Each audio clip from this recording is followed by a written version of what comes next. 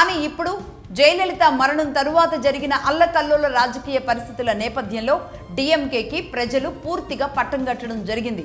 అసలు డిఎంకే కనుమరుగవుతుంది తమిళనాట అనుకున్న దగ్గర నుంచి ఇదే డిఎంకే మళ్ళీ వేళ్ళూనుకుంది. ఇప్పుడు 2026లో ఈ నెల 24న రాబోతున్న ఎన్నికలు ఏవైతే ఉన్నాయో ఇందులో ఖచ్చితంగా మళ్ళీ డిఎంకేనే రాబోతుంది అని అన్ని సర్వేలు కూడా డిఎంకే వైపే అనుకూలంగా ఉన్నట్టు కనబడుతోంది. కానీ నిజం అదేనా? డిఎంకే వైపే పూర్తిగా ప్రజలు మొగ్గేలాంటి పరిస్థితులు ఉన్నాయా? ఏఐడిఎంకేలో నెలకొన్న పరిస్థితులు ఏంటి? అలాగే విజయ్ పార్టీ ఇన్ఫ్లుయెన్స్ చూపించగలుగుతుందా? వీటన్నిటి గురించి కూడా చర్చిద్దాం. ముందుగా ఒక్కొక్క పార్టీ గురించి మాట్లాడదాం. డిఎంకే, ఏఐడిఎంకే, అలాగే విజయ్ పార్టీ టీవీకే, అలాగే సీమాన్ పార్టీ ఎన్టీకే, అలాగే నేషనల్ పార్టీగా బీజేపీ, కాంగ్రెస్ పూర్తిగా డిఎంకేకే సపోర్ట్గా ఉంది. కాబట్టి ముఖ్యంగా ఈ 5 పార్టీల మధ్య ప్రస్తుతానికి హోరు ఉంటుంది. కానీ హోరు అని మాత్రం చెప్పలేం.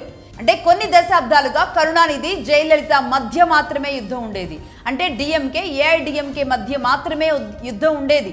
అసలు తమిళ రాజకీయాలన్నీ కూడా చాలా టిపికల్గా ఉంటాయి.